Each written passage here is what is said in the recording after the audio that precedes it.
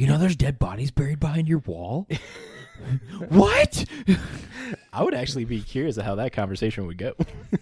you know Five Nights at Freddy, right? That originated here. Yeah, it was in this house. I don't think you'd be able to get him on that. He knows his Five Nights at Freddy's lore. True story, bro. It's all made up to cover the real lore. Exactly. It wasn't at no So Chuck E. anyways. Cheese knockoff. It was in this house. Anyway. You want to know why they changed it to Chuck E. Cheese? To protect the identity of the new homeowners. Who would really have a rat selling pizza? Right? Yeah, it doesn't make sense. It was a bear in the first place. Right? Yeah, I'm totally going to go buy pizza from a rat. He probably shit on it. Yep. Hey, man, we all remember Pizza Rat. Pizza rat. So anyways,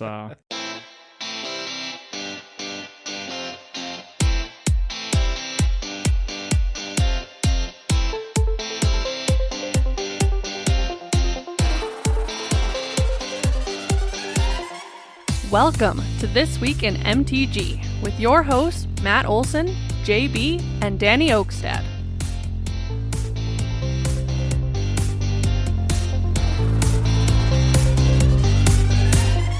Hello and welcome, Magic Folk, to episode number 91 of This Week in MTG, your aggregate news source for all things Magic the Gathering. We are your hosts, Matt. Over there, the Velociraptors, Danny. what's up? And the clever girl herself, JB. You have the longest hair here. Both facial and top of your head. I am the Chris Pratt of this Velociraptor roundup. No, you're not. You do not get that level, sir. I do get that level. No, you do not. You are both deviating so far. So? Says the guy who's getting his hand licked by his dog. Well, what does that have to do with anything? Location was everything. Yes. Location. Location. So anyways, what's on the docket today? Well, also with Jack us, shit. we have the pod puppies with us. They're chilling in the room, so please be patient with us if there's barking or dog noises. You know what you need to do? You need to train them to find where Bernie's is and wear little saddlebags. And then you stick a note and cash in the saddlebag. And you send them off to Bernie's. Is that allowed? We'll find out. It's not a small enough town. A small enough town, yeah, it would definitely be that. But I mean, obviously, put your ID in there. fair. You send a walkie-talkie that gets 50 miles.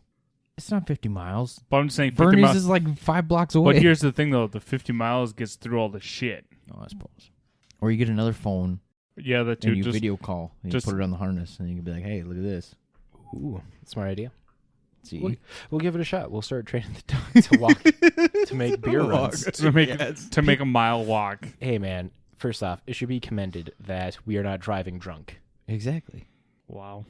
It's my same argument as why there needs to be beer delivery services in Fargo. I thought there was. No. During the pandemic, there was. Only for Hornbachers. Hornbachers. Wait, did we get Postmates up here finally? I don't know. I have no idea. So anyways, let's not get off But I topic. mean, they totally should. This is something we can talk about later. They should have Not beer right delivery. No, like I said, we still got like 15 minutes left. Shut before the we can fuck start. up. Glad you all could join us. Thank you so very much. I'm leaving that part in because that's too good. Dago saddlebags, beer runs, Yes. answering the two true questions here. Now, Magic Folk, We are not drunks. thank you for joining Just us. those two. It's greatly appreciated. You have no idea what you being here listening to us means to us. Let's first thank our sponsor, J-Dubs, with an ad, right? Meow. Meow. Thank you for listening to This Week in MTG. If you would like to show support for us, you can check out our amazing sponsor, J-Dubs Sports Cards and Gaming, located in the West Acre Malls in Fargo, North Dakota. They are your one-stop shop for all your Magic purchases. They are always stocked up with Ultra Pro and Dragon Shield sleeves and playmats, Commander Precon decks, plus they have an abundance of booster boxes ranging from Amonkhet to Zendikar. J-Dubs also buys and sells Magic singles at competitive prices. Their display case and binders are full of format staples, hidden gems, and other cards for you to bling out all your decks with. With those cards you just bought or traded for, you can make a Modern or Legacy deck so you can play in the Weekend Discord League. Entrance is $10 and games are played over Spell Table. Links are in the show notes. When you reach out, make sure to let them know the guys over at This Week at MTG sent you. Now let's get back to the episode.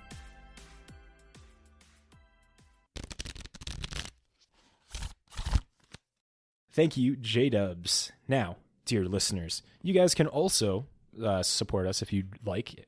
Don't know why you choose to, but we'd appreciate it. We have a Patreon where you can join in at a couple different tiers. Each tier gets you into a monthly drawing. The first tier gets you into a drawing for a booster pack of whatever, typically a Premier Standard pack or something different.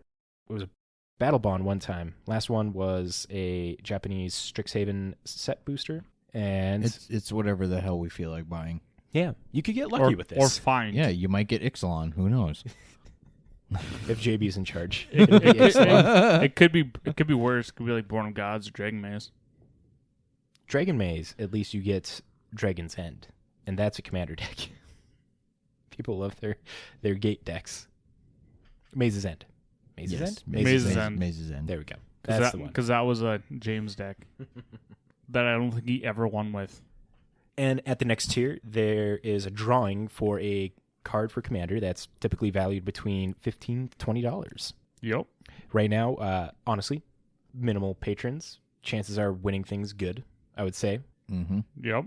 And I wouldn't know by personal experience, but yeah, you're not allowed. come on. No, just buy your own I'll cards. just have my daughter sign in.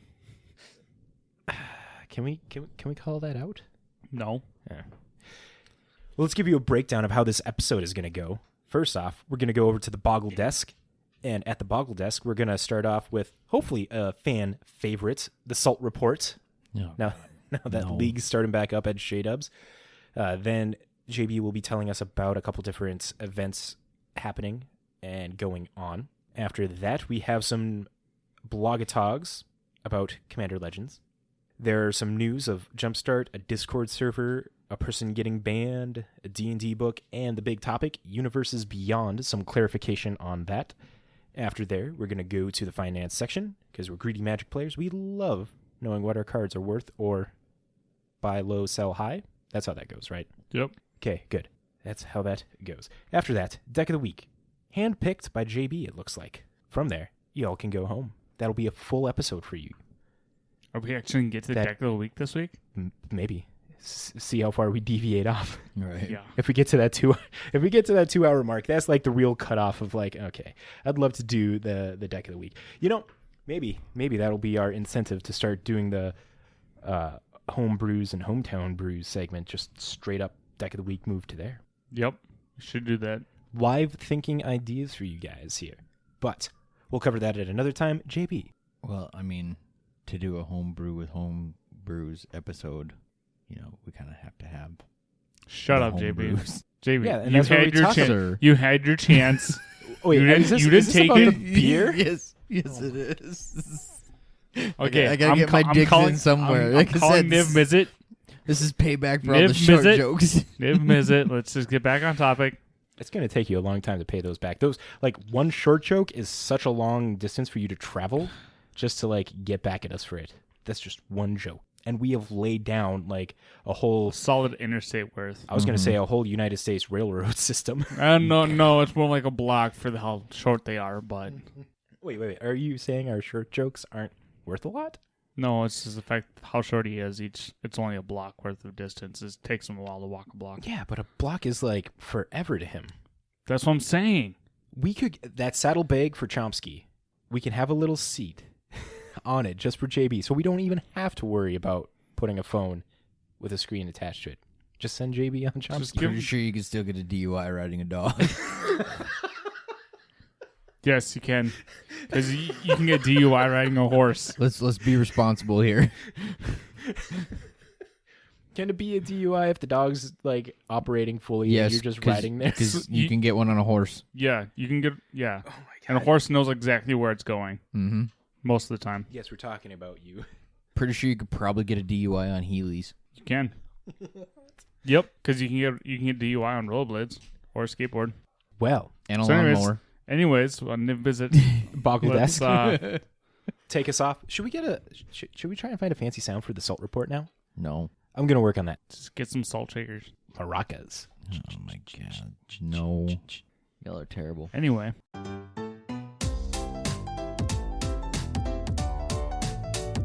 We're not talking about it. What the fuck? It's the JB Salt report. If the short one could reach his mic. Don't piss him off this much just yet. We have a whole episode We to got go. sound. Says the guy who was giving him shit the entire time. Mm-hmm. I was talking about him riding a dog to get alcohol. Okay, Boggle, let's go. Take us off with the salt report there, bud. Nope, we're not doing the salt report this week. Totally doing the salt report. Nope. So, JB, this was his first time back to league. He wasn't available last weekend. And so, what did you bring? We're not talking about it. Was it D&T? Nope, we're not talking about it. Boggles. Nope, If he brought Boggles, he might have had a better chance. maybe. D&T. Exactly. No, he brought the rack. Oh, Mhm. rough. Come on, give us. What was your first match? Nope, I did mine last time. He did. Nope. Come on. nope, we're not talking about Was it. it Tron? Was it E-Tron? No, Blue-Tron. nope. Surprisingly, I didn't run into any Tron. So you got the, was it Grixis control? Yeah, but I got controlled out like a son of a bitch. And then you ran into Esprit control? That was game one. Was that Mason? No, Mason can't play control to save his life, Yeah, well, at least which he gives is like it a try. me. Because I can't. Every time I try to play control, I'm just like, what am I doing? I can't fucking do this. Anyway, so who was your second match? God, what was second? Through the Breach? No. Oh no, it was Storm. Who was playing Storm? Was it the... Sean. Yeah, that's right. Oh, What kind of storm was it? Was it the Luminous... Aspire? Not a Luminous Aspire. No. The one drop from Strixhaven No. with... No, it was just regular Storm. Okay. Capping off with the Grape Shot. Mm-hmm. Classic. What was your third game? You. What was that one? You. I was playing Grixis Control. And More like Grix's bullshit. I made him cry. If I would have had a vial there, I could have got so many boggle tears. It would have been wonderful. What was your final match there, JB? I played against Burn. Womp. No, I actually won. You won that one? Yeah, So you're I- 1-3? Yep, I eked it out. How did you Both manage rounds. that? I was down to like 2 life, but I did it. I'll let you guys do all the I work. got there. So you were just able to like pull out all the gas in their hand, and they just like drew dead the whole time after that? It's usually how Burn goes. You are so lucky that they did not top deck a fucking bolt. Well, let me tell you what. The second round, I was lucky. I had a collective brutality in hand because I won by 2 fucking life. If I wouldn't have had that, I would have been dead. So It it was wasn't pretty good. it wasn't all that salty for you then. I mean, it was. You went 1-3. It's pretty good. No, it's not. It's pretty- Unofficially, that's why I went with Mono White, so. That's not good at all. Let's 1 see. and 3 is not good. My salt report. It was 1 and 3. 1-2-1. Drew on the last one. Mm. Game 1, I showed up late. I work very late on a Saturday, so Well, no, you're just always late. no, I wasn't late last week. You're always late. I wasn't late You're last week, always late, sir. You Just were let it still happen. the last person there. but I was there before it started. Barely. But I was there before it started. This Let's- time it started. Let's put it this so way. game 1 was a loss on my part. Garrett had enough time to walk from the event center all the way to the other end of the mall, get an Orange Julius, and walk all the way back before Matt even showed up. I can't help it. I work a lot. That's what you did last time, too. So game 1 was that. Game 2, I played against... I played against Tron. Yeah, you had Greentron. I had Green Tron. Holy crap. I got World Breakered and crushed a landmine. I'm like, oh no, I had the removal for this. And then it went into game... No, it was 2-0. So yeah, both games just clear demolished me. Dropping down Ugins and Karns, and I just could not get back from that. Nope. Game 3, I played against JB here and completely made him cry. Controlled the crap out of him, countering his discard spells and killing him with a creeping tar pit, essentially, is what it got down to. Here's his apology. That you could have used to go buy beer. First off, the apology beer is at your place still. Yes, it is. That we put it in the fridge specifically for you, and you just rode off into the sunset. Who, me or Too him? good, too good to fucking hang out. Don't worry. It'll still be there next time. No, but then, because I took it out. game 4, I played against Demir Fairies. Very long match. Played with a new guy into the area. Haven't seen him there before. But it was super fun. The game was very controlling. You know, the Fairies was like Vendilion Click, and the Una's guard. Oh, the blackguard. No, not the blackguard. It was the other fairies have shroud and +1/+1. Nice. Una something, and like mutavaults multiple times. So game 1 was on me. Game 2 they won, and we didn't make it to game 3 because my Grixis control deck takes a long time to win. I just control out the board, wipe everything, and keep poking in with a creeping tar pit. You make Magic not fun, I enjoy it, sir, and you make everyone else suffer. but I enjoy it. That sounds like you're selfish. I was supposed to play you, Wade. He just likes to play with himself. And I feel Wade. If we did play round 1, you would have totally demolished me. Were you? Which deck was it that you were gonna play? Was it the Nea Garbage Fire, or was it your Goblins deck that you were running that last weekend? But then, JB, you can queue up and get ready for the next events here. I can. You can. You should have been already. I have been. Perfect. I was Good. just waiting Read on 'em. Matt because Matt decided to just hijack my salt report like a fucking asshole. It's Matt. What Hold do you on a expect? second. Are you really going to be doing this to me? You were the one that was like dragging your feet in the beginning. So here I am. Like, okay, let's coax this guy to help get some words. And then you just fucking pull this bullshit on me. Sir. Sir. Nobody wants to hear about your deck. It's the JB salt report, okay? Then take it over next time. Jesus. Not the fuck. Matt Olson show. You got to remember. What's your final Hey, salt score for last week? Hey, Like a solid 7.2. you got to remember. It is his show. We're just here to co-host. Oh my God. You guys are hosts. He is the host of the show. You guys are hosts. The And host we're, without and we're the beer. co-hosts. It's really Matt the Greedy is MTG. Boo. Bad joke is bad. Boo. This week in Matt the Greedy. Matt's Right. the host, and we're just co-hosts. Right? We're just here for the laughs. Yes, the witty banter. So, anyways, how about your event results, little one? I'm waiting to see if Matt's going to steal the show again. No, he's not. I'll just kick him off. I'll roll over there and just pull his Kick plug. his shin. No, I'll just pull the plug from him. Let's fucking go, bro. God. Okay, so we had a Strixhaven championship go down. Danny's getting in position. Yep. He's getting ready. Getting ready to pull some cords. Pull some plugs for me, guys. Okay, so the format was mixed. So I'm not sure what these decks are, whether they're standard or historic or what, but Standard. But it was a mix, sir. Mixed. Leading up to it, because this is for the whole weekend. Yeah, they played a mix, sir. But these are the final results, the ones Exactly. that matter. But were they standard or were they historic? Doesn't matter. I just told you they were Let's standard. go. Well, why doesn't it say so? I don't know, take it up with Goldfish in there. Just like they're first, second, and then everybody eighth. Yeah. Because everybody just sucks.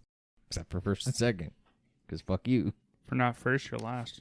Right? Okay, so first place we had Sam Party with Mono Red Aggro. And then next up we had Teamer Adventures. And then we had some Is It Dragons? Could make a joke there, but I'm not going to. Because we're a family-friendly podcast. Are we? Are we, though? And then we had Nea Adventures, Jeskai Mutate, Gruul Adventures with a blue in it. I don't know why. That's obviously not Gruul. And then Saltimatum. There you go. Saltimatum. Sultai Ultimatum. Saltimatum. There you go. Boom. Perfect name. I love it. Saltiness. And then another Jeskai Mutate. The blue's in the sideboard for Disdainful Stroke. Well, then it's not true Gruul. It's wet gruel. Just like Oh, Boggles is God. blue, but you don't play blue. It's hybrid, sir. There's a difference. Still blue. There's a difference, sir. Still blue. You run a main board, So? so it's blue. No, it's not. But it is. I just don't look at that half of the card.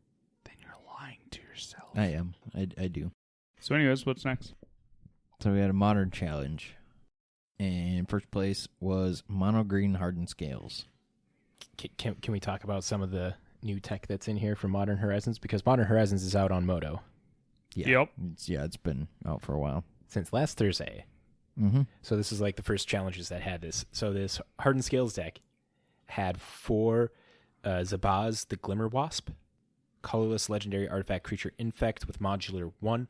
So when it enters the battlefield, it enters with a +1 counter, and then when it dies, you get to distribute the +1 counters on it to another creature. Then It has the ability if a modular triggered ability would put one or more +1/+1 counters on a creature you control, that many +1/+1/+1 counters are put on it instead. So it's like an extra hardened skills. So you got that new card, and then there's also the Urza's Saga, of 4 of those to be able to get Zabaz or an Arcbound Worker. Then you can also pick up the Ozolith animation module. The other card from Strixhaven, Power Depot. It enters the battlefield tap, you tap to add a colorless, and then it has modular 1, which is the important thing. So, a lot of ways to be distributing +1/+1 counters in that deck, and it showed useful. Mm-hmm. And then second place, we had a teamer deck. I'm not sure what kind of teamer. I don't want to click on it. Matt, click on it. I have clicked on it. It is Shardless Agent. It's just teamer control. With the addition of Shardless Agent, green, blue, 1 for a 2/2 human rogue with Cascade, you are able to cast a lot of the good things that you want to be casting here. Like, you're able to get in Cascade into a Crashing Footfalls. There's a 4 of that, so I'm all for this. But yeah, it's just teamer control. You have Bone Crushers, Brazen Borrowers, Subtlety as ways to like control the creatures on the board until you can drop a Crashing Footfalls to just start beating face. Yup. So then next up we had a Niv to Light. Let me guess there's Omnath. There is Omnath in this one. Also, on top of that, they have this is the only card from Modern Horizons in this list. The General? Yeah, General Furious Rocket. Rockrick. That is the white-red 1/3/1 legendary human soldier, hexproof from monocolored. When you cast a multicolored spell, create a 4/4 red and white golem artifact creature token. So you're just getting straight up value whenever you're casting anything in this deck, because the only monocolored card in here is Utopia Sprawl, and that's in here just to help get you the colors that you need. But yeah, other than that, that's the only new card added in. They're definitely loving their Vanishing Verse from Strixhaven. That's also in the deck. Okay, so next up we had Golgari Ogmoth.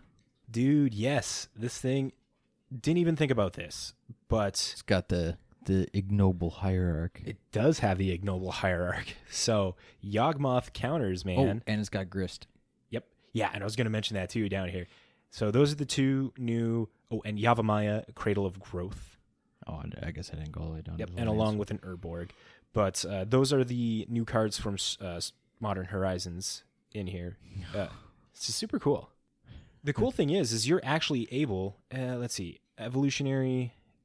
You can Court of Calling a Grist. Because remember, it's a creature anywhere but the battlefield. That's right. Yeah, so Court of Calling is in here, so you can like just straight up tutor this Planeswalker. Let me pull it up here to double check the abilities. So as long as Grist the Hunger Tide isn't on the battlefield, it's a 1/1 insect creature in addition to its other types. Has a +1 of create a 1/1 black and green insect creature token, then mill a card. If an insect card was milled this way, put a loyalty counter on Grist and repeat this process. It has a -2, you may sack a creature. When you do, destroy a target creature or Planeswalker. And a -5, each opponent loses life equal to the number of creature cards in your graveyard. It has a starting loyalty of 3. I don't think you really care too much about that final one, but sacking a creature with Undying to be able to tag another creature seems pretty good. But those are the new cards in Yawgmoth. So the next up is the Sultai Deck. I'm not even gonna try and pronounce that card name. Just tried sounding it out in my head, and it just sounded really stupid. I've been practicing this. Okay. Asmoran Omar Decastin at Kuldakar. What are you trying to summon a demon in Latin? I mean, I bet she's not a demon. She's a legendary human, right? Yeah. She's a cook. A human wizard. But yes. So this deck is like... Food-based. Right? And I think this deck is really put together because of the Modern Horizons card. So it got a 4 of Asmora, which when they enter the battlefield, you may search your library for a card named the Underworld Cookbook, reveal it, put it in your hand, then shuffle, and it has sacrifice 2 foods, target creature deals 6 damage to itself. It has no casting cost. As long as you discard a card this turn, you may pay Rakdos to cast it. And the Underworld Cookbook, the card that goes along with this, is a single colorless tap, discard a card, create a food. You have 4 mana, tap, sack the Underworld Cookbook, return target creature card from your graveyard to your hand. Also in here is Witch's Ovens and Cauldron Familiar. You got the whole cat combo going on. There's 4 Emery to be able to put these things into your graveyard to cast back 4 Urza's Saga. Urza's Saga, the land, the final chapter allows you to tutor up Witch's Oven, Underworld Cookbook, or Mishra's Bauble, which is in here as well. But yeah, Trail of Crumbs. The big thing that really caught my eye, it's running the Feasting Troll King. A 4 of this bad boy. It's green, 2 for a 7/6 Vigilance Trample. Enters the battlefield. If you cast it from your hand, create 3 food tokens. Sack 3 foods. Return Feasting Troll King from your graveyard to the battlefield. Activate this ability only during your turn. So you're going to be pitching this thing, be making a lot of food, and just like pulling this out by sacking 3 creatures. Like, I don't think you're ever going to be casting this really, because you got Cauldron Familiar and Asmaranan to be making foods. Yep. This looks really cool. We'll go with that. So next up we had Nazori's Control with, of course, you guessed it, 4 of Counterspell. Also, Prismatic Ending. White X sorcery, converge, exile target non-land permanent if its mana value is less than or equal to the number of colors of mana spent to cast the spell. So you're hitting anything at most like 3 or less. Like that is the ceiling for this in this deck. Oh my Lanta. Oh no, I lied. There's a Watery Grave. So you could get 4. And yep. You could get 4 because there's just 1 Watery Grave. Okay. So next up we had Ad Nauseum's back. Kind of. So it looks like they just took out the spirit guides for Profane Tutors. And they're just leaning all in on Thassa's Oracle. Yeah, that's about the best that you can do. It's about the only thing you can do. You can't, you got no real good way to Lightning Storm anymore. Damn dog's trying to eat the cat food. Good stuff. Yeah, that's the only, it's the only new card is they just put in Profane Tutor. Everything else is still about the same. Yeah, a 4 of that. So I imagine like having the Profane Tutor is just like a good way to be able to specifically tutor out your Thassa's Oracle or whatever necessarily you're going to need to help Adnaz in there. Yeah. Are you grabbing Adnaz with the tutor, you think, more often than not? There's only 2 Adnaz in here. Typically, you typically have a 4 of them. Oh, wow. I guess I did not notice that they only dropped it down to 2. Yeah, so most likely then, yeah. Read the list. I read the list. I just didn't look at the numbers. Well, apparently you didn't read the list. Okay, so then rounding out our top 8, we had a deck I hate to see. Eldrazi-tron. With absolutely nothing. Right? Yeah, I was looking in the at main. Nothing. In the nothing side. new. Nope, nothing in the side even. Nope. Womp womp. Yeah. Right. Eldrazi didn't get much for cards. Amulet Titan still showing up quite a bit. Crabvine, some Hammer Time, Heliod Company. Bunch of 5-color. Yeah, that's Living End. Living End has been making a big resurgence primarily because of just the extra MDFCs. No, not really that either. Like, I'm looking at the list here. I know on yesterday, Shardless Agent, that's what's really doing it. It's another way to cast it in. Doi. But yesterday's challenge, it put up 3 results into the top 8. Yep. Fun stuff. So anyway, that'll do it for our past events. I guess our upcoming events, we've got an MTGO Champions Showcase Season 1. Starts on June 26th.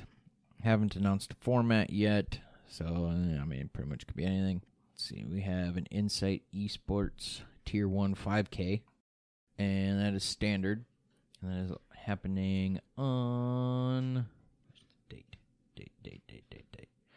Entry fee is $20 plus $2. It's a Saturday. Is it? Yep. Oh, right there, top of the page. Yep. Duh! Saturday at noon. There you go. Noon Central. I was looking like way down here. I'm like, where is it? Where is it? Boom, right there. Dumbass. Idiot. Yep, so it's going to be run through Arena. You need your Arena Direct Challenge ID, verified Discord account, and entry fee to enroll. There's 512 player cap. So far, there's only 2 people registered, so get registered. have fun playing it, try to win. I would, but I hate standard. Better than historic. At least you don't got brainstorm. Right. And then also to note, Mana Traders starts this week. I think it started today. Missed that one. This month is Pauper. We don't got much Pauper knowledge here. Right? That's why I saw that and I'm like, oh. Is there a Pauper Boggles deck? Yes, I believe so. I know that there's a Pauper Tron deck and there's a Pauper Is It deck. Or did that get... Gush got banned, so I don't think there's much of a Is It control deck in Pauper anymore. Probably not. But yeah, I guess on to the blog talks. You think? Sure. You good? Sure. Possibly. I don't know. Ask Matt. Matt, you good? I got nothing else. All right, good. So we'll go this first one from, I think, was Matt originally. Yeah, I tossed that one up there. I'm like, I don't know if Danny saw this one, but Honestly, I didn't start looking until today because you didn't share the docket. That's my bad. I really thought I did on Wednesday. Nope, you did not. So first one comes from Honor Pesquit, whatever. Sorry, Honor something. They asked if or when Commander Legends 2. Again, I could have told you probably going to get another one, but Mark replies back, it's when. The first one did well, so odds are we'll make another. Kind of an obvious statement. So I was like, okay, I'll just share because Matt posted it. Well, this is more of just confirmation that it will be a thing, because, people kind of assumed that Modern Horizons 2 would come, but it wasn't really confirmed until they're like, hey, guess what? Modern Horizons 2, just because it's MH1. I don't know. It's just more of like, it's good to know that there's confirmation that Commander Legends 2 is thought of and probably in the it's in the works. Yeah. I was reading through the blog tags, and Mark, there was one about that, and he's like, yeah, Modern Horizons 2 was like, was it not Modern Horizons 2? Yeah, it was Modern Horizons 2.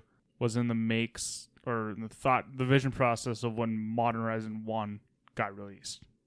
So that's what, 3 years was it between the two? No, it hasn't been that long, has it? Let's see, Modern Horizons came out in 2019. So 2 years. Did it? Yeah, 2019. Holy fuck.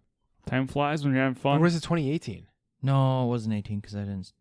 How long was it before? Because I think it was... No, it was 19 because I started in War of the Spark. Or right before War of the Spark. Right, and War of the Spark came out just before Horizons 1. Yep. Okay. So it was your first modern set? Yeah. Okay, good. My first master set, yeah. Modern set. Modern Masters for modern. Anyway, next one we go to MPIAD. Ask for some random trivia. Who is the tallest, largest named creature in the Magic universe? Mark replies, depends. It depends if you consider BFM a name. It's Big Furry Monster. No, it's Big fucking Monster. I think they gotta say furry because it's... Do they, though? It's for Do they? 13 and older. Well, if they had to say it, then they would have spelled it out as Big Furry Monster. They wouldn't have had to abbreviate it, sir. Didn't have room for it. They abbreviated it No. because it's Big fucking Monster. So anyways, as these two argue, like... Big Furry Monster. Canonical. It's on the card. Yeah, what is it? 13 black? Count it all. No, I think it's 15. It's a lot. 15. 15. Yeah, 15 for black. $99.99 from Unstable. You gotta play both. Or Unhinged. It's a meld card, essentially. So there's two different cards. You gotta have them both. You must play both BFM cards to put BMF into play. If either BFM card leaves play, sacrifice the other. BFM can be blocked only by 3 or more creatures. Give it trample. It's a $99.99. Yep. Damn. So, next one comes from Super Dark Star Mario blog. They asked, should we expect something big in 2022? Mark replies back with a Mark reply. If big means cool things that will make some players very happy, absolutely. Seems like a safe answer. Or a giggity answer. Yep. Take your pick. He's poking fun at everyone. But yeah, those are blog talks this week. Sorry I didn't put much effort into it this week. Yeah, it's fine. Blame Matt. Nothing's stopping you from going to Blog Talk on your own accord. Yeah, well, I like to have the docket so I can just post shit when I find it. You could just text it in the group and I'll make sure to put it on. No. Or you could just you weren't even looking before. Otherwise, you would have hit me up saying, hey, you didn't send the doc. Because I usually start like in the morning Mm-hmm. when I'm not doing anything at work, And you can text me in the morning, hey, I didn't get the Google Doc. which I If I did. forget. This morning you did. Not last week. Because you sent it out last week on Wednesday Yeah, that's what I thought. And you said Of that I last- didn't send it. from last week's episode, not this week's episode. Did I send the wrong one? Yes, Oh, why didn't you say that? because I thought you would have noticed. I did not notice. What the fuck? Okay, That- this is Matt. He's late to his own house. That explains He's not why. going to notice that he sent the wrong one. I could have. So I was explains why I could have sworn. I got the thought email. It's like, sent one. oh, the doc, sweet. Look at the date. It's 5:31. What the fuck? Didn't even say anything. It's like, Chris, where you just looked at your doc. It's like, oh, I didn't send this one out. But yeah, you sent us last week's episode docket for this week. That's my bad. Yes, it is. So, Before we move into the news, I am gonna put. We're gonna put a little musical break in here.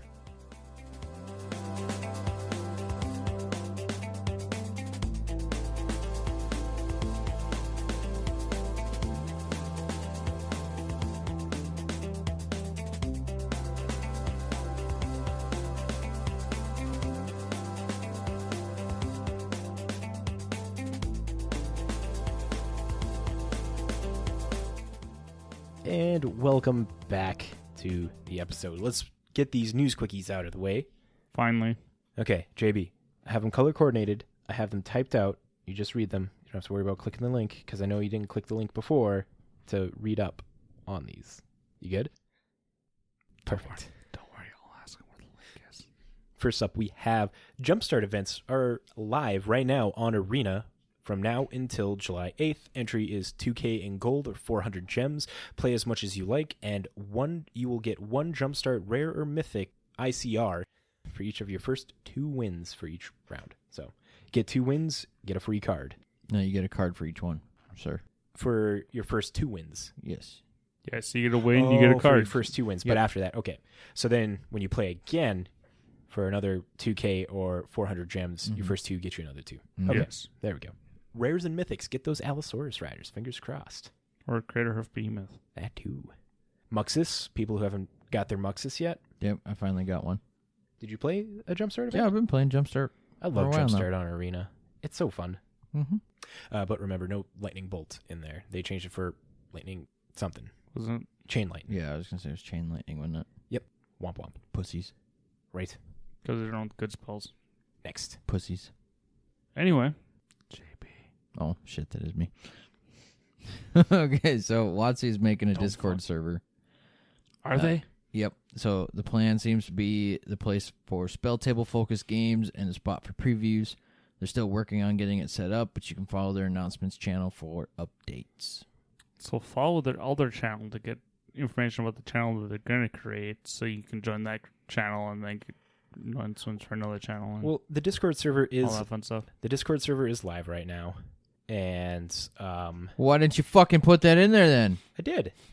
No, you It's didn't. because you follow the Discord channel for their announcements. And But stuff. you just told them not to click Yeah. any links. You said they're making a Discord server, so follow announcements channel for updates. They're still working on getting it set up. Okay, so that means it's not set up. Okay. And you told them So not you to click fucking the links. lied to me, sir. And now On- you're on throwing me live. under the bus for fucking misinformation. It's After I did exactly what you told me to do. You, sir. I fucked up. I get it. Yes. And I don't have beer to deal with this. You got liquor. It's rhubarb. That's fucking gross. Drink enough, you won't taste it. There you go. That's the right answer. No, it's rhubarb. Ugh. So anyway, before JB goes on another tilt, pretty sure this player just got on a tilt because of so Yama Killer is reportedly banned from the bug reimbursement program on Moto.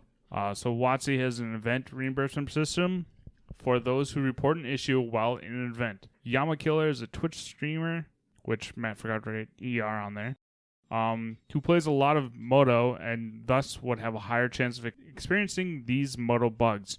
He reported a bug to WotC and last week got a response back from them stating, quote, the event reimbursement system exists to assist the users when they encounter an unexpected bug or error, but it should not be used as a crutch if you are constantly unable to operate the program effectively. We have determined that your repeated request for known issues is outside the spirit of the policy in a way that we considered abusive. A few of the bugs he mentioned are having trouble with Trinisphere, X-Spells, and some bulky bugs from opponents. That's a harsh statement on Watsy's part right there. A little bit, yeah.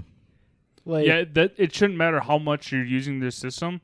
If you have a bug and you have issues, fix the fucking problem. yeah, they're putting money into this thing is to the thing, and these bugs, you know, like Trinsphere is a very popular card in Modern.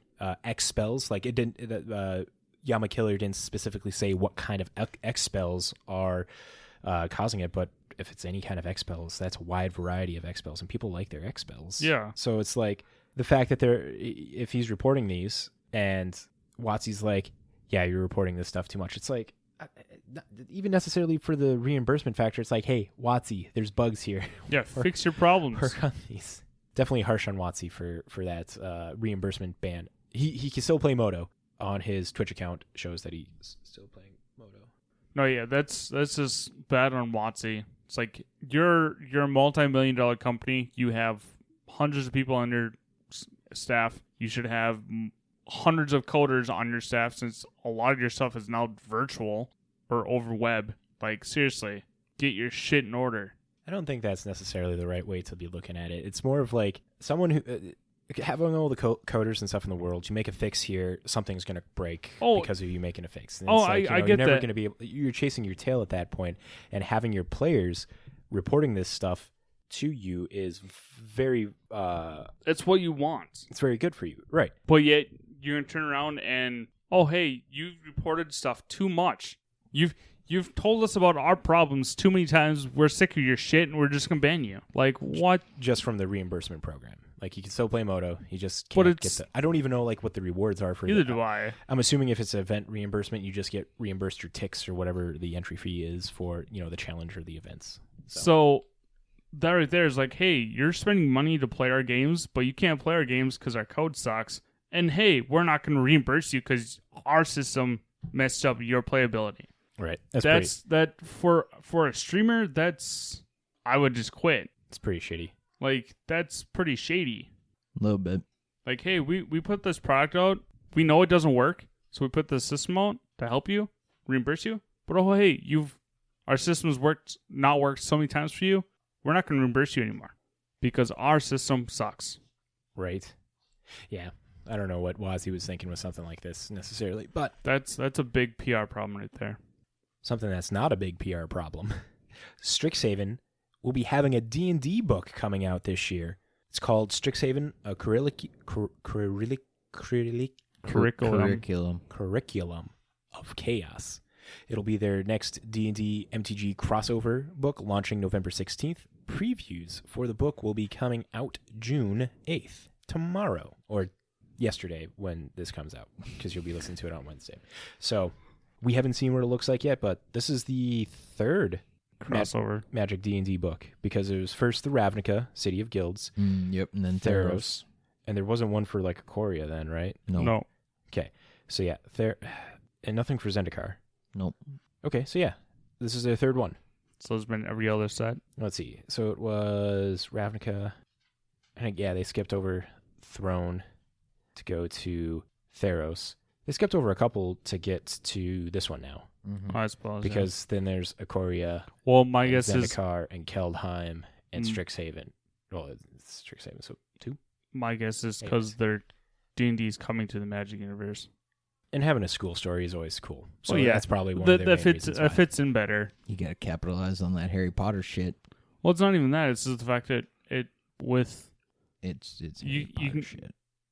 fuck whatever, but it's still the fact that you have the guilds, which makes it Harry Potter. But Yeah, it's Harry Potter. Very excited to see what's going to be like. We haven't played them yet, but they do well. yeah, because we can hardly get past the first set. Yeah, because people just fucking flake. Well, shit.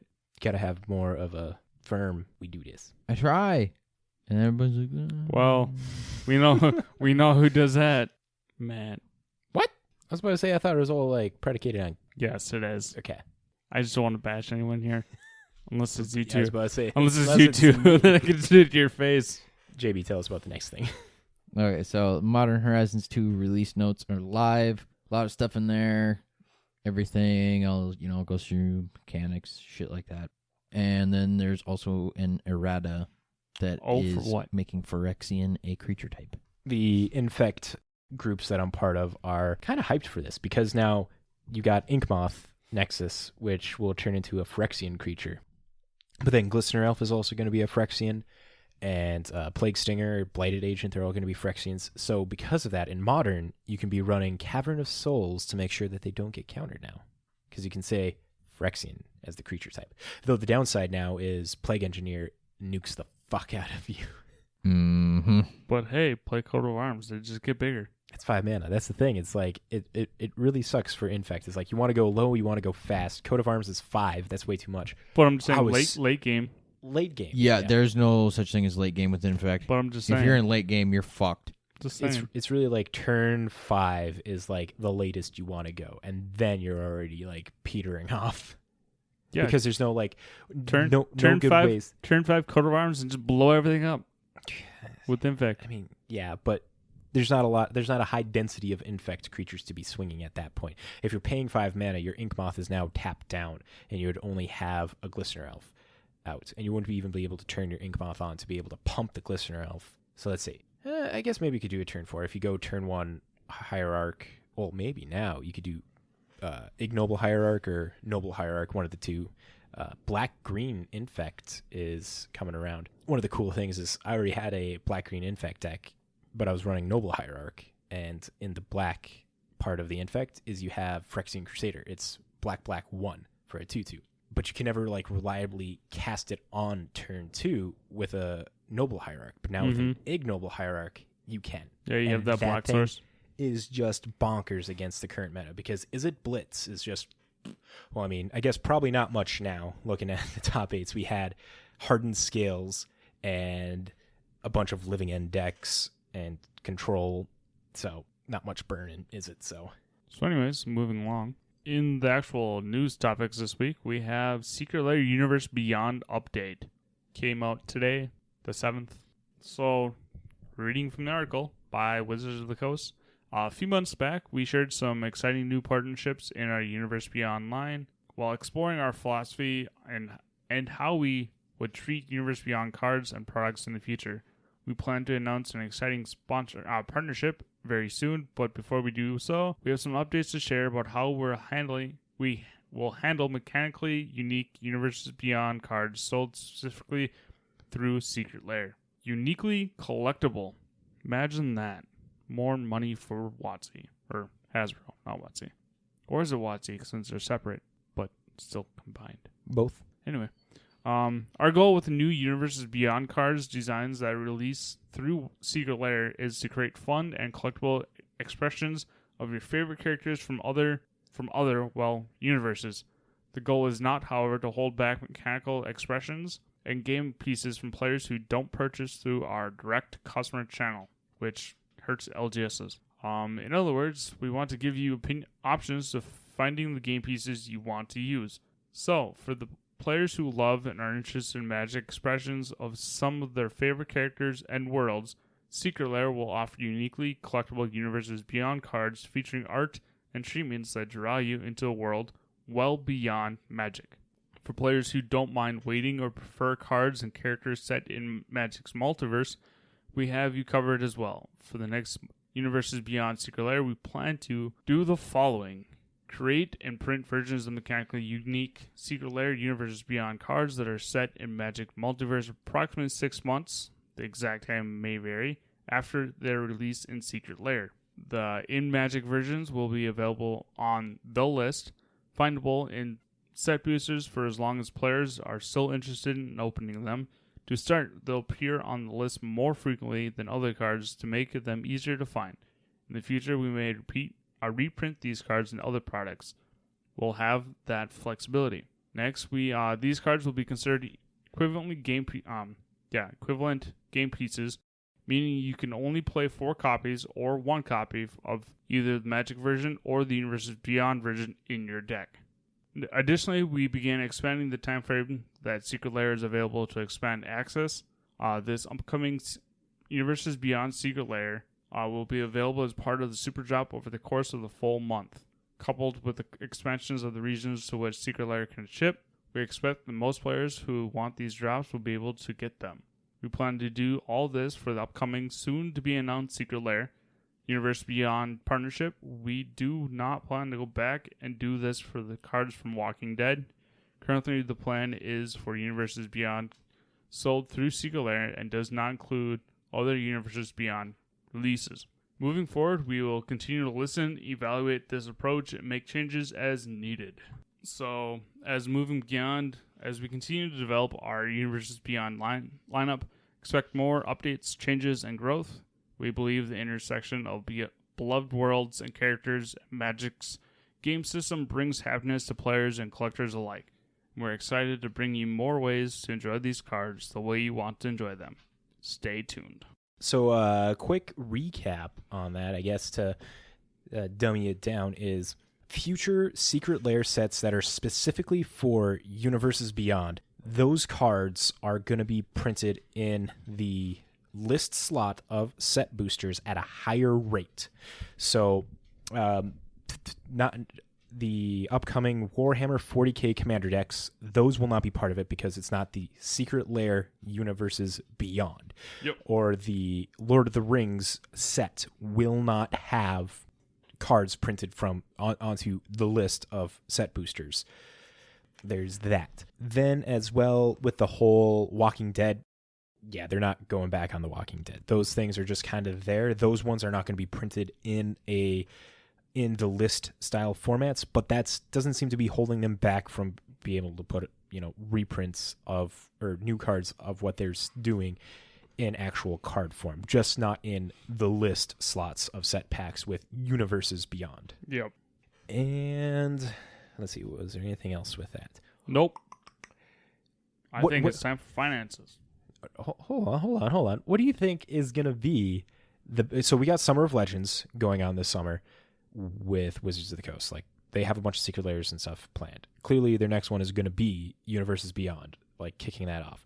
Because next spring is when we're supposed to be getting Warhammer 40k, and is it this fall we're supposed to get Lord of the Rings, or winter we're supposed to get Lord of the Rings? Or did they not give dates? And I'm just that like, stuff is not completely. I don't think they've given that dates for those. Yeah, Yeah, I think you're pulling it out of your ass. Was it 2022 that they said it was supposed to be coming out though in that year? No idea. Anyways, no idea either.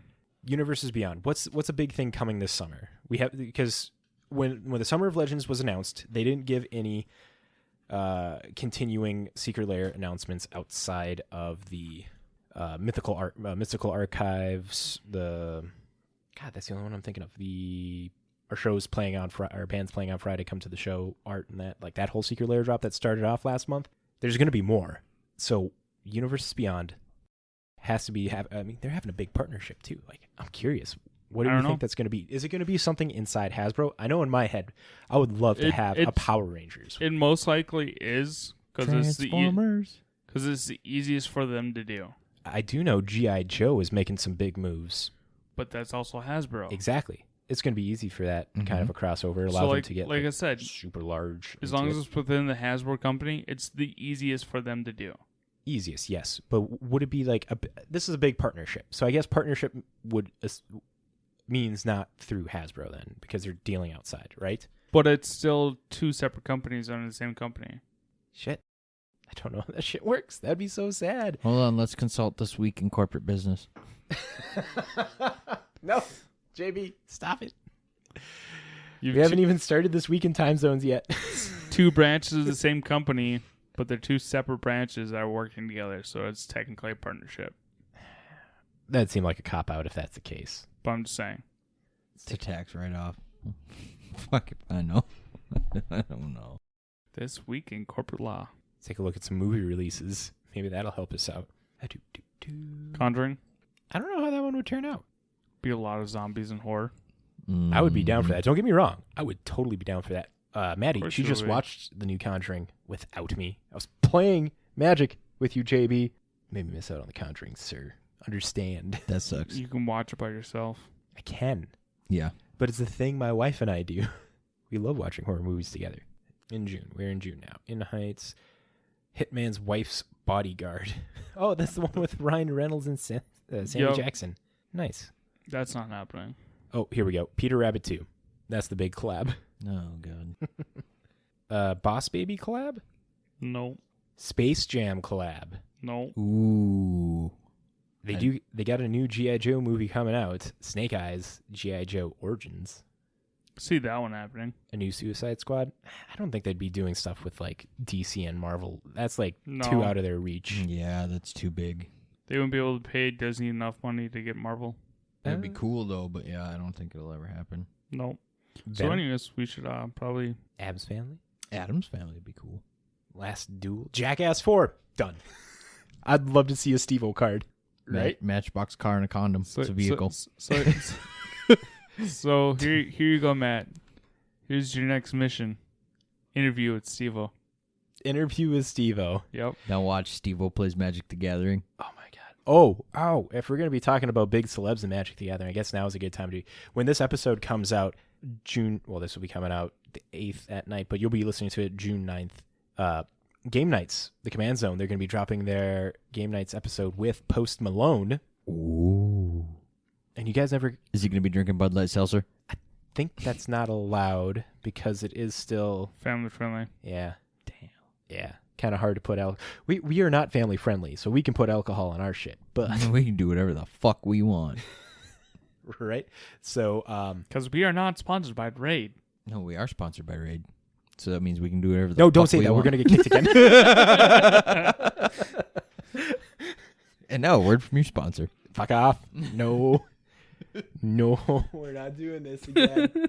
Looking at this fucking screen. If we just black out now, just know that it's a Raids thing. Fuck you, Raid. We pull it up real quick. But let's...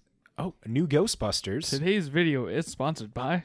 Hey, look behind you is saying the new Ghostbusters. And then we got Ghostbusters Hitman's would be Bodyguard cool. 2. Hitman Bodyguard's not going to be a thing for Magic. Oh, Clifford the Big Red Dog. There you go. Top Gun. Maverick. Ooh, Top Gun. Yeah. Really make a Maverick deck. Yeah. So, anyway. They're finally putting together Top Gun 2. Yeah. They've only been teasing it for the last 5 fucking years. It's a lot of flying, bro. Resident Evil. Welcome to Raccoon City. There's a new Kingsman? What? Yeah. Where? Kingsman 3? I love... There it is. The Kingsman. Coming out December 22nd. Nice. I am in. It's a goofy fucking movie, but I fucking love it. The whole church scene is intense. I love the umbrella. That umbrella was so badass. It's just the bar scene. The fucking fight with the chick with the springy legs and the knives on there, just like flicking around and just cartwheeling. It's like, holy shit. That movie. So, golden. anyway. Yes. It's not This Week in Movies. So anyways, weekly winners there, Matt. Yes. Weekly winners. Cha-ching.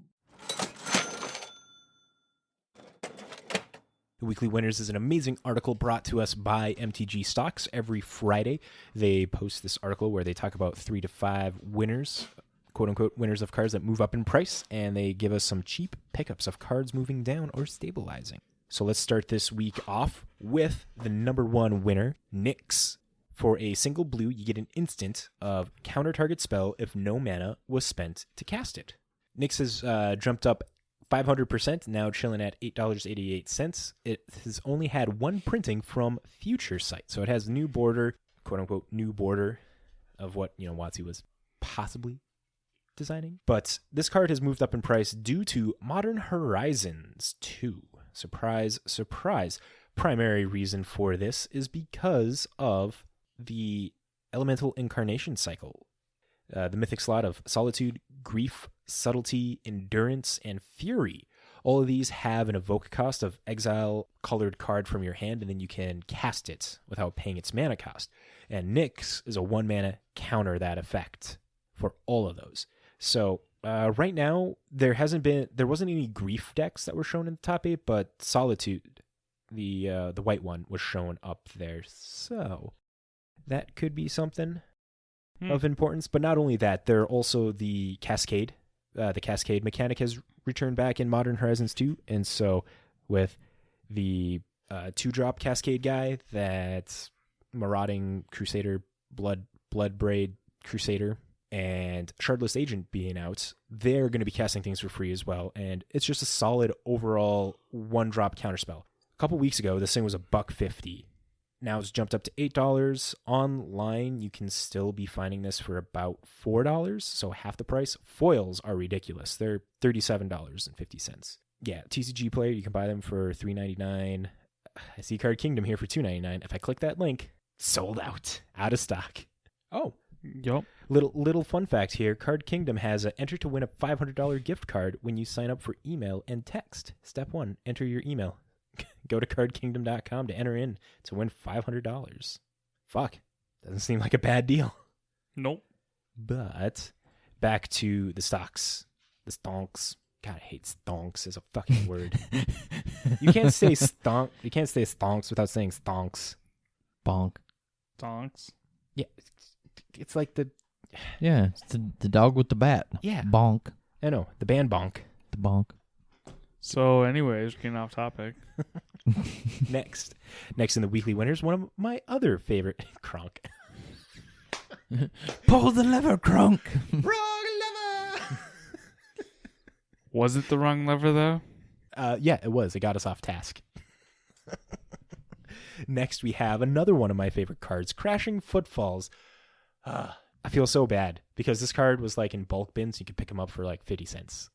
But now, Crashing Footfalls, no mana cost, sorcery. It's a green, has suspend 4 of a single green. So rather than cast this card from your hand, you pay a green, exile it with 4 time counters on it. At the beginning of your upkeep, remove a time counter. When the last one is removed, you can cast it without paying its mana cost. When you cast it, you create 2 4/4 green rhino creature tokens with trample. This card has only been printed in Modern Horizons 1. It's jumped up 338%, now chilling at $3. This one is kind of like steadying out right here, which is kind of unfortunate. But yeah, you could find this thing for 50 cents not that long ago, but now it's average $4 to $3.50. The foils of this thing skyrocketed to $18.49.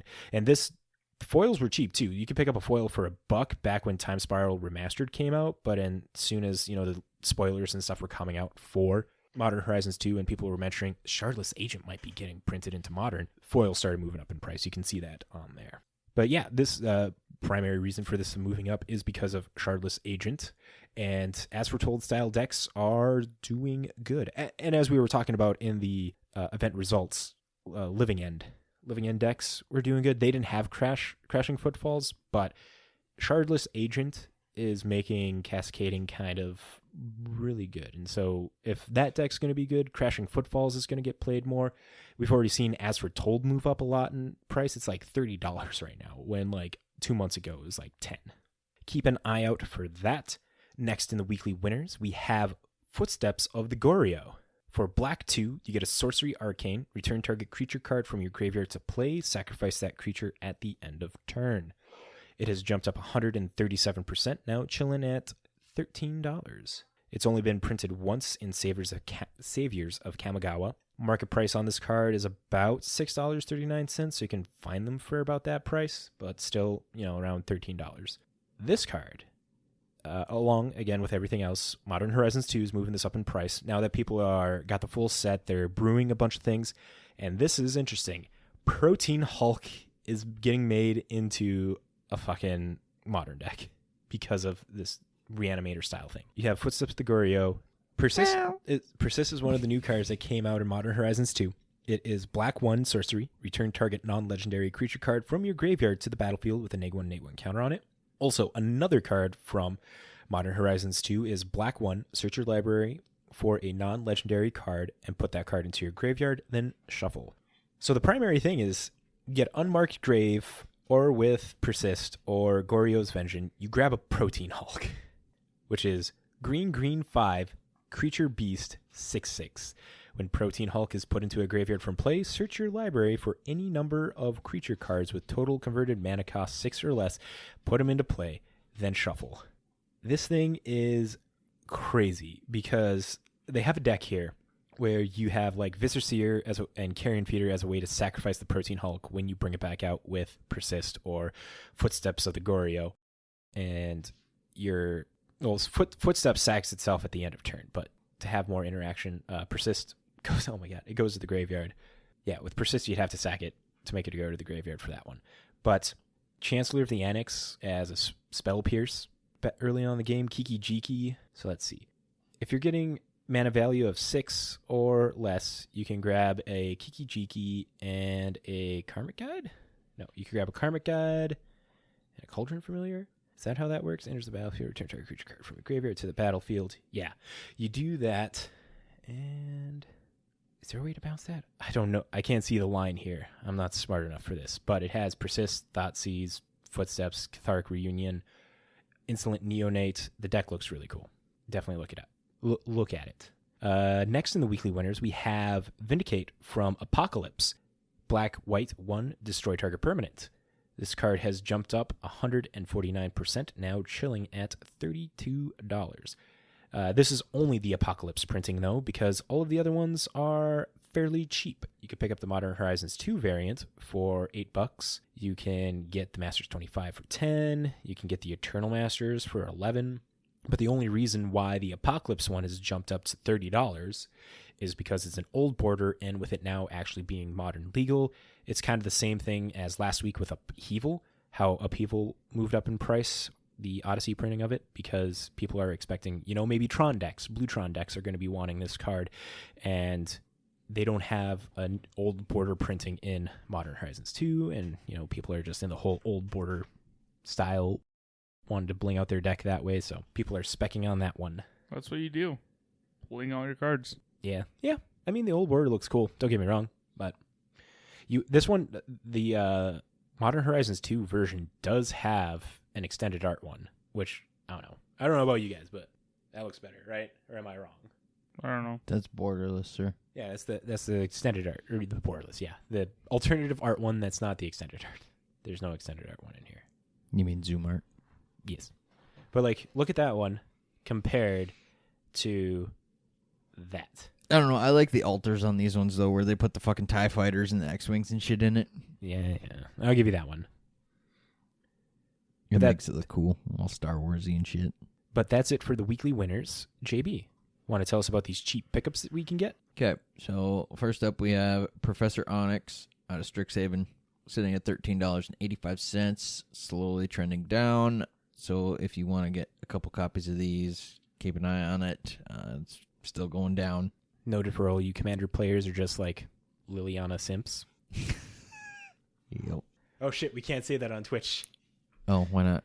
There's a whole thing about that. Oh, shows how much I know. Well, you're the one that said it, so you're getting banned. I know. I'm watching. Keep going. So, next up we have Reese the Redeemed out of Shadowmoor, sitting at $5.92, and it's trending down.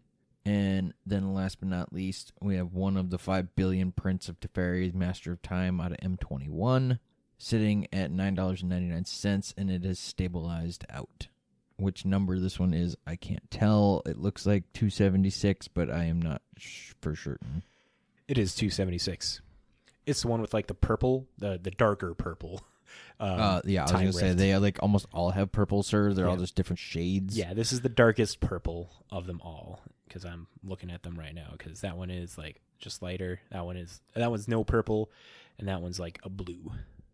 I can't remember which one I have, but I have the cheapest print, so it's probably this one. I was pissed when I got it because I was like, "Yeah, I got one of the cool Teferis," and I looked it up and I'm like, "It's the cheapest print, son of a bitch." Womp womp. Oh, I was pissed. If you're wanting to pick up any of these cards, especially that Professor Onyx, you can use an amazing online tool called Tcg Sniper.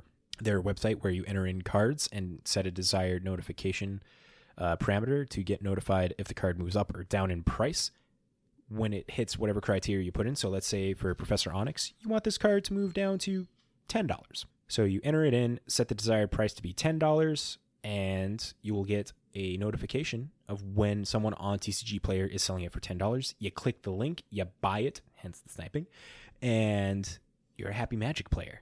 And then it also works in the reverse for something like a Vindicate. If you have the Apocalypse Vindicate and you're wanting it to oh, I know this card is going to go up to like $40. You could do the same thing with TCG Sniper, but in the reverse, you'll get notified when other people on TCG Player are starting to sell it for $40, so that way you can jump in on the hype as well. It's a really cool tool. And if you sign up and mention that the guys over at This Week in MTG sent you, you will get 3 months free of their Plus program, which will allow you to have 50 cards to enter in. Highly worth it. You get 3 months of that where you can just like, I don't know, bank on money. Get good cards that you thought were expensive cheaper, or sell cards at a higher rate, because, man, card prices are fluctuating like a motherfucker right now. So if you want a good tool, go check out TCG Sniper. Holy shit. Guys, I think we did it. Okay, so which one are we doing? We made it to Deck of the Week. Let me double check the time here. Oh my God, we're at an hour 30 minutes. This is perfect because there's like 10 minutes of fucking around before this. So we're at hour 20 for the final recording, roughly. Nice. This is good. This is good. See, we could have fucked around for 20 more minutes, Danny. No, we couldn't have. Because then we wouldn't have been here. So this week's Deck of the Week is a Martyr Proc deck made by ZZ Epic. I wonder if they're a fan of ZZ Top. Maybe. Well, this is a kind of cheap sunglasses deck, too, on top of that. This has a couple new cards from Modern Horizons, too. It's a Martyr Proc deck, so the gist of the deck is using Martyr of Sands, which is a white human cleric, 1/1.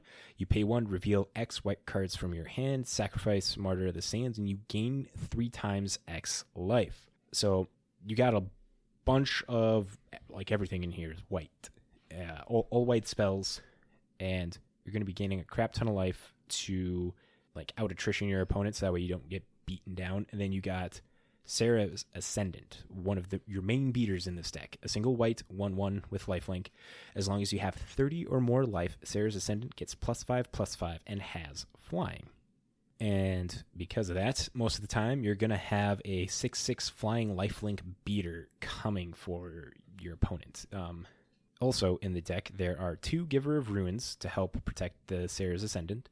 There is 2 new cards from Modern Horizons 2, Esper Sentinel. White 1/1 artifact creature human soldier. Whenever an opponent casts their first non-creature spell each turn, draw a card unless that player pays X, where X is Esper Sentinel's power. So that's good. You know, you're going to be drawing more cards, filling up your hand to help later feed into the Martyr of Sands ability. It's pretty good, which is very good, I see. There is a copy of the False Hope in here, a single one of that. A white 1/1 creature spirit, sacrifice Kami of the False Hope, prevent all combat damage that would be dealt this turn. There are 2 Ranger of Eos, white 3/3/2 human soldier. When Ranger of Eos enters the battlefield, you may search your library for up to 2 creature cards with converted mana cost 1 or less, reveal them, put them into your hand, then if you do, shuffle. There are 3 Ranger Captain of Eos, white 1/3/3. When Ranger Captain of Eos enters the battlefield, you may search your library for a creature card with converted mana cost 1 or less, reveal it, put it in your hand, then shuffle, sacrifice it. Your opponents can't cast non-creature spells this turn. There are 4 Squadron Hawks, classic hawk, white 1/1 flying. When Squadron Hawk enters the battlefield, you may search your library for up to 3 cards named Squadron Hawk, reveal them, put them in your hand, then shuffle your library. So like that alone with Martyr of Sands gets you 9 life, if those are the only things you have in your hand after you cast it. New cards from Modern Horizon as well is 2 of Solitude, white 3/3/2 elemental incarnation with flash lifelink. When Solitude enters the battlefield, exile up to 1 other target creature. That creature's controller gains life equal to its power, and then has Evoke of exile a white card from your hand. There are 3 Winds of Abandon, white 1 sorcery, exile target creature you don't control. For each creature exiled this way, its controller searches their library for a basic land card. Those players put those cards onto the battlefield tapped, then shuffles. Has an Overlord. I did it again. Overlord. Oh my God. Overload of white 4. I'm not going down that rabbit hole again. Come on, man. For Path to Exile, there are new card from Modern Horizons 2, Abiding Grace, white 2, enchantment. At the beginning of your end step, choose one. You gain 1 life, or return target card with mana value 1 from your graveyard to the battlefield. And then finally, there are 2 Oblivion Rings. In the land section, there are 4 Ghost Quarters, 4 Flagstones of Turkir, 4 Field of Ruins, 10 planes, and 1 Misty Veil. The Misty Veil is a land planes, enters the battlefield tapped. You pay a white, tap it, put target card from your graveyard at the bottom of your library. Play this ability only if you control 2 or more white permanents. That's a way to, hedge against mill, I guess. But yeah, this deck is primarily getting with the Martyr of Sands, gaining that life, so that way you can just get out of damage range to be able to just start beating with a Sarah's Ascendant, going in with Squadron Hawks, gaining life. One thing I would probably say, I don't know this deck very well, but what about Elysiad of Life's Bounty, the 1-drop 1/1 from Theros. You pay 1, you sack it, target creature gains protection of a color of your choice till end of turn. Oh, yeah, that one. How does that one go in here? Because, it protects your Sarah's Ascendant. It can protect your Solitude. It protects your... that's... Giver of Ruins. You have to pay mana to activate it. Yeah, mana to activate it. But it gives you protection, as where Kami of the False Hope just prevents combat damage that would be dealt this turn. So you're not getting hit losing life with Kami of the False Hope, but with the Elysiad of Life's Bounty, you're protecting your key pieces here. Giver is better, though. There's a 2 of a Giver. Yeah, Giver is strictly better than Aslead. Yeah, let's see. You have 2 Givers. Both Givers are protecting each other. I don't know. I think having an Elysiad of Life's Bounty seems like a good addition into here. The straight-up removal with Winds of Abandon, Path to Exile, Oblivion Ring, those are just good. Let's see. Yeah, Oblivion Ring, you're going to need that. Maybe not 3 Winds of Abandon. Maybe go down to 2. And the other thing is Abiding Grace. Abiding Grace brings back your Martyr of Sands, your Kami of the False Hope, your Giver of Ruins, and your Esper Sentinel. I don't know. I just want more of a way. Maybe just go up to a 3 Giver of Ruins then, if that's the case. I don't know.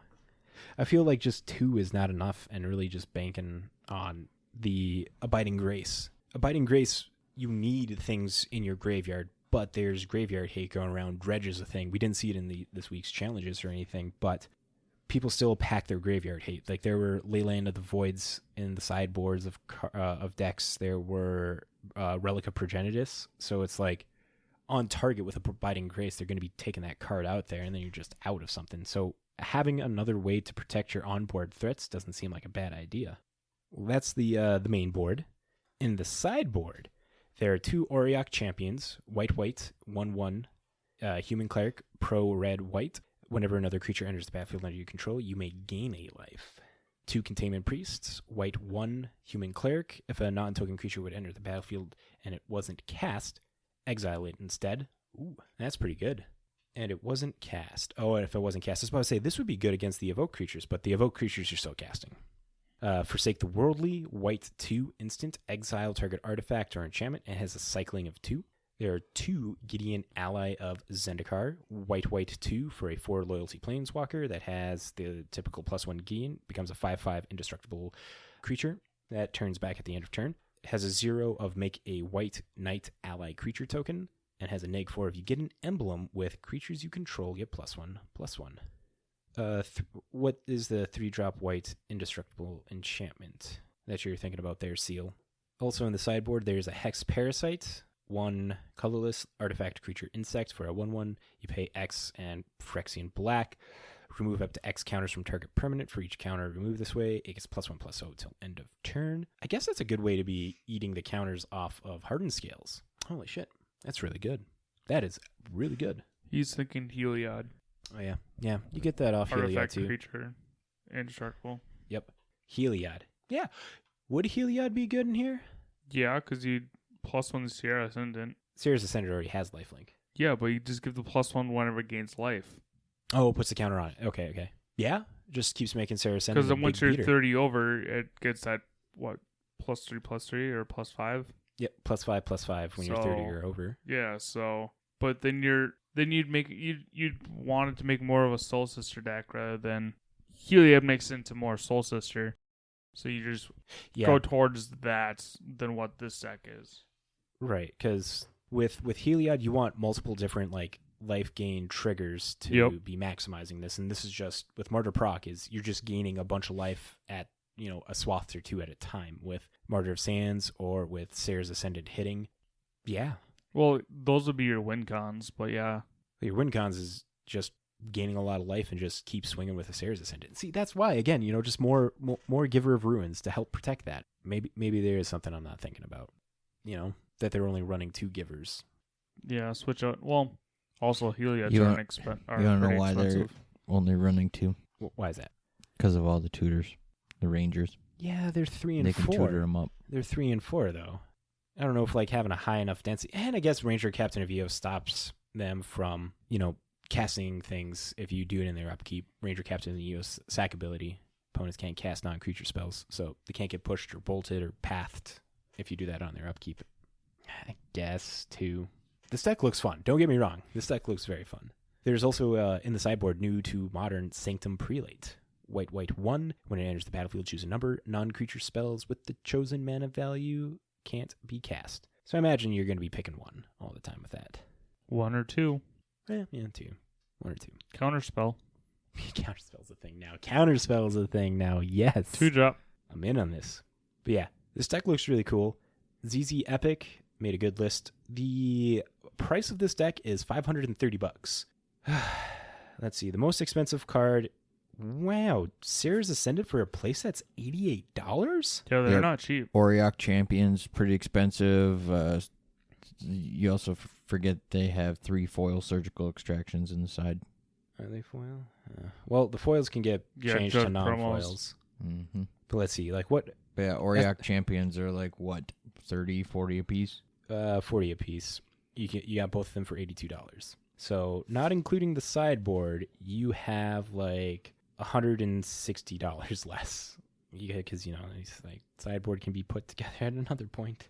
And the thing is with Flake Stones of Trokir, the 4 Ghost Quarters, the 4 Field of Ruins, I feel they're primarily there. I guess there could be for Tron, but also tagging the Flake Stones to be able to pull out a land. I don't know, white ramp and stuff like that. Maybe it's good to be running 8 colorless lands. I don't know. I don't. But yeah, this is going to be a deck that's going to be harder to cut down the price on, because you do need Sarah's Ascendant. Ranger Captain of Eos is kind of needed, and for 3 of them, that's $60, $62. Esper Sentinel is probably at a higher price right now because it's still in the pre-order stage of Modern Horizons 2. Maybe they'll go down in price. Maybe if you get some packs and stuff from J-Dubs, you won't have to worry about buying them. But remember, never buy packs to get cards. Always buy singles. It's the best choice. But I mean, still, $530. And then if they were to add Heliod, they're averaging about $25 a piece. Yeah. So, and that's you just run 2 of them. Yeah, I guess you're right. But this deck looks good. Now, the real question is, Danny, Life Gain is right up your alley. Is this a deck that you would put together? I'd make changes, but yeah, So what would your changes be then? make it a Soul Sister. No, yeah, I'd probably put Heliod in there, just because if you're running Sarah Ascendant, you obviously just want, because it does have lifelink, and you just want to get that so it's flying as fast as possible, because it's more scary when it's flying rather than just on the ground. I'd probably switch out a couple of them, because I don't have this deck pulled on my phone. I can't really see. What does Murder of Sands do? You're going to want Martyr because that's what's going to power up your Sarah Ascendant. Yeah. Yeah, but what does it do? Murder of Sands is you pay 1 mana, and then you reveal X white cards from your hand. Pay 1 mana, reveal X white cards, and then you sacrifice Martyr of Sands. You gain 3 times X life. So, like I was mentioning with the Squadron Hawk, if you have Murder of Sands out and then you cast Squadron Hawk, you put 3 other Squadron Hawks into your hand, pay the 1, sack the Martyr, you reveal 3 Squadron Hawks at minimum, and you gain 9 life off of that on turn 4. Okay, so that's great. I'd probably, I don't know, I'd change something out for the Soul Sisters, just because those guys are triggering on any creature that enters the field. What do you think of Soul Sisters with, I guess it's kind of counterproductive to have Bitter Blossom in a deck and Soul Sisters. Well, no, you have 2 Soul Sisters and then they start netting you life. Is that a thing? That's a completely different deck from here, having going Murder Proc to Black White Soul Sister Bitter Blossom style shit. Yeah, that's kind of contradicting the abilities. Well, not necessarily. Again, like if you have 2 Soul Sisters out, then No, you're gaining a life yep. at least. Yeah, I get that. And then you have Heliod, you're getting, your double triggers, putting on different things still. Like Yeah, it's just one of those. At that point, you'd be going more black-white tokens than anything. Right, and then you'd be taking out like Abiding Graces and probably this. Would you want Squadron Hawks? It's just as a consistent way to be dropping creatures. See, I run Sarah Ascendant in my Soul Sister deck. Oh yeah, you're gonna want that in So there for any it's- like heavy life gain because it's just gonna be a 6/6 flying lifelink beater. Yeah. So I don't know. I'd probably change the Oblivion Ring. No. Yeah, Oblivion Ring for... What if the Oblivion Ring in the sideboard? I run Banishing Light. It's Oblivion Ring. Same Yeah. cost, same Yeah. ability, basically. Right. But it is an enchantment. I don't know. Again, I built my deck around my historic deck, so that's why I don't run Oblivion Ring. I don't know. Oh, what's the other enchantment that's in there? Abiding Grace. It is the 3 mana beginning of your end step. Choose one. You gain a life, or you return target creature card with mana value 1 from your graveyard to the battlefield. So you're able to bring back your Esper Sentinel, your Giver of Runes, So your Kami the False Hope, your Martyr of Sands. probably drop that down to 2. Bring in either Soul Sisters or something else. And then what's that sorcery? Winds of Abandon. It's the Cyclonic Rift of Path to Exile combined. Having a I'd probably put those in the sideboard. I don't know, at least one in the main. I'd say because Okay, why not? Clear? So you want to be right, you want to be clearing the air. So like right, having the air so clear. right there, you'd be taking 2 of the grays and 2 of the wheels out, making room maybe for a sideboard for the other 2 wheels, and running Soul Sisters or Ice Soul Sister just for that life gain. Because you're running all low drops, so that's where Soul Sisters helps because they're all 1 drops. Do you want to be upping the Esper Sentinel then, if that's the case, to help refill your hand or like tax your opponent? I mean, you can't reliably be saying that Esper Sentinel is going to be drawing you a card. No, It's like Rhystic Study and Commander. so You're going to be most of the time your opponent's going to be paying 1, just so that way you don't be drawing a card. Yeah. Though, with Heliod and Esper Sentinel, it will be getting bigger, and they will have to be paying more mana. yeah. Draw a card unless that player pays X. So yeah, if you gain like 2 life, they're going to be having to pay 2 mana. 2 mana is such a big tax in Modern to be paying. So Heliod. Well, what about just in Soul Sisters itself? Like Martyr Proc and Soul Sisters, I feel, they're pretty close to each other. But since you play Soul Sisters, would you want Esper Sentinel in your Soul Sisters deck as just a way to like tax your opponent and get more cards into your hand? Yeah, because eventually you run out of cards. Yeah, that's always the thing. It's like you're dumping. With my Soul Sister deck, my mana curve is so low that I literally just top decking if it goes late. Because hey, I'm play Through the Breach 14 times and don't have any cards anymore. Can't wait to hear your result report next week. All depends if I play. Final points on this deck. Do we get at it enough? Yeah, I think so. I think I'd run more basic lands. Yeah, and that's on the whole thing of like, between have 4 of Ghost Quarter or 4 of Field of Ruin, not 4 of both, maybe. Yeah. Just because it's such a low drop deck, I'd just run more actual white mana rather than non-basics. Yeah, and especially since I think the Flagstones of Trocare is just here to be. Well, I mean, I guess you can get your Mist Veil Plains when it dies. Well, that's another thing. So what if you just had opening hand of 4 of the legendary lands? You could play 1 of them. Yeah, no, that's pretty shitty. So that's where I'd just go basics. Maybe, like I said, have Flagstones triggers when it goes to the graveyard, right? So you're not losing by having 4 Flagstones in your hand. Yeah, you play I suppose, get but a Plains out. Nah, I suppose that works. Or if you're not going Soul Sister, I'd put Bridemaid in there. Just because if you're gaining life with shit done, might as well just get a creature that instantly gets big whenever you gain life. True.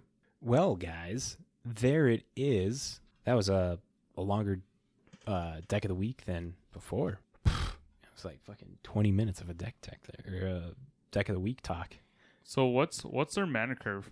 Very high in the 1s, dips down in the 2s. Go down their average mana value right there. 1.2 Right, or 2.5 without lands. Mine's 1.14 with lands and 1.66 without lands. So my That's not too bad. so yeah, my white deck's a lot lower than theirs. Ooh, that's a good idea, Seal. I think the card you're thinking about is the fight as one. Up to 2 creatures gain indestructible. It's 1 drop. Oh. But that's a draw card.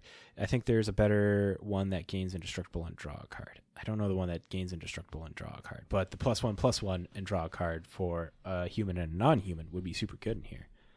Because, maybe not. Let's see. Non-human, non-human, non-human, human, human, human. Yeah, I feel there's a pretty good spread of human and non-human.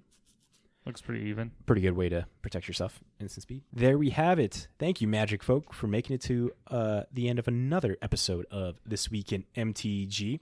This was episode 91. Thank you guys for listening. Make sure to follow us on all the places where better podcasts can be found. Spotify, Stitcher, Apple Podcasts, Google Play, all that jazz. We go live on YouTube and Twitch every Monday night to record the episode live. Join our dumb faces as we stumble over the news. If you want prime real estate of comedy shit shows. Right, because there's shit that gets cut out sometimes. You can find us on the internet in a lot of different places, but the best place to start looking would be at our Linktree account, which is linktr.ee/thisweekinmtg. That again is linktr.ee/thisweekinmtg. Has our links to our Facebook, our Reddit, to our Discord, to our Moxfield, to JDubs, all of that stuff. And Matt's bank account. Yeah, add money in there. No, it doesn't. Shit. But it's Patreon, so that's why I'm adding money to your bank account. Well, the money goes to getting packs and stuff. Well, it goes to your bank account first. Right. Fun fact as well. We're getting closer to doing that dad joke off pretty soon. Are we? Yeah. Going to be talking with someone this week about getting that ready. JB, you ready for this? Big G, if you're listening to this, you know what to do. Start writing down jokes. Get a list ready. But thank you, Magic Folk, so much. Just want to say it's pretty impressive that you all are here listening to us. You guys got anything else to say? No, but I get to go home now. Yeah, JB's tired, as you can tell. Mm-hmm. Past his bedtime, he's old and short and hardly get up the steps anymore. Shit. And with that, we will catch you guys next time. Bye. Bye. So just got to get a new cord for that. The fuck was that? My Raptor. Fucking Jurassic Park over here.